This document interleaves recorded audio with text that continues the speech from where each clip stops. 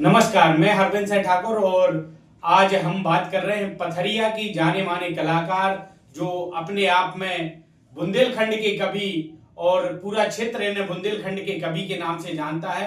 और मैं मानता हूं कि यह भारत वर्ष में के एक मजबूत कवि जो बुंदेलखंड के मूल निवासी हैं, उनका नाम है श्री जुम्मन चौधरी जी, जो मूलतः पथरिया के करैया ग्राम के निवासी है। एक छोटा सा गांव है, लेकिन कला जो है हर कहीं जन्म ले सकती है, बस उसे प्रतिभा को पहचानने की आवश्यकता होती है। तो यह कला भले ही करैया गांव में जन्मी हो, लेकिन आज पूरा बुंदेलखंड, पूरा मध्य प्रदेश और समुचित भारतवर्ष उन्हें बुंदेली कवि जुम्मन के नाम से जानते हैं। और वह सहज और सरल स्वभाव के धनी एक अलग व्यक्तित्व ऐसे जुम्मन कवि जी। और चूंकि मैंने उनके परिचय में जो बात कही है, और मैं उनसे कहूंगा कि आप अपना परिचय अपनी कविता के माध्यम से ही हमारे दर्शकों को दें। हाँ, मैं अपना परिचय बता रहा हूँ। ग्राम है करैया, छोटे से कवि एक जुम्मन शुभ नाम के बुंदेलखंड बानी है। दूसरी लो पढ़े लिखे आगे नहीं आउत कछु खजरी, पंचायत पोस्ट आपस बिलानी है। थाना पथरिया, तहसील है पथरिया, जिला है दमोह, भोपाल राजधानी है। सागर संभाग जहां भारत में मध्य देश है, जुम्मन की सुनो सही पता जा निशानी है।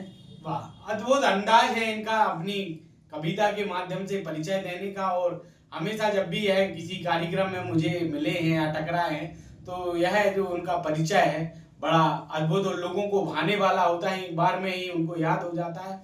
और कबीराज, चूंकि मैं उनसे बार बार निवेदन करता हूं कि यह जो श्रृंखला है अपने ये गीतों की, यह इस प्रकार कागजों में उकेर दिया करते हैं और यह कागज एक समय के बाद समाप्त हो जाता है। तो मैं उनसे बार बार कहता हूं कि एक किताब जरूर लिखें। क्या आपने कभी किताब के विषय में नहीं सोचा? सोचा तो है, लेकिन नहीं लिख पाओ। जैसे महापुरुष मिल जाए तो लिखवा दो तो मैं लिख दूंगा।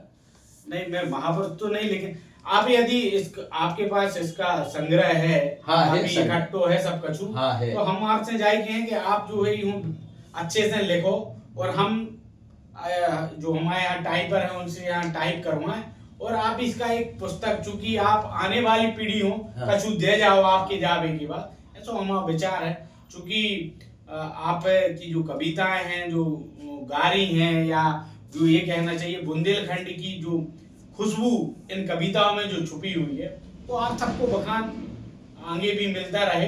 हाँ सर जी, करेंगे या आपके लिए जो है त्वरित कविता के लिए कहा जाता है। एक आध कोई कविता जो अभी कभी लिखी हो तो वो हमारे दर्शकों को बताएं। अच्छी बात। जिस प्रकार भगवान की माया रहती है, तो भगवान की माया में प्रेरित सबको हो जाते।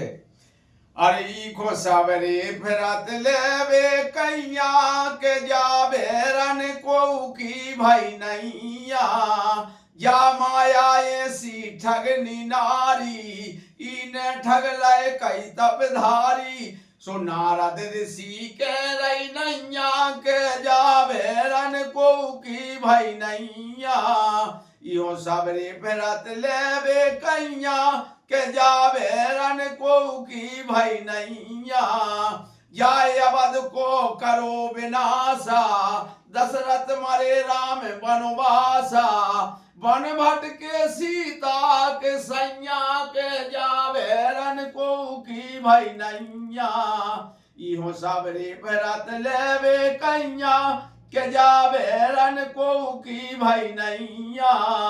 महाभारत ने करवा दो, भीषम पिता से जे पेशवा दो, सो खूनों की बुआ दई नरैया के जावे रन को की भाई नैया। सबरे फिरत लेवे कन्या के जावे रन को की भाई नैया।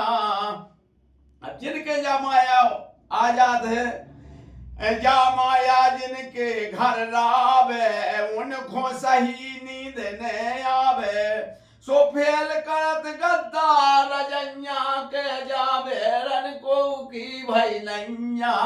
इहो सबरी फिरत लेवे कैया के जावे रन को की भाई नैया।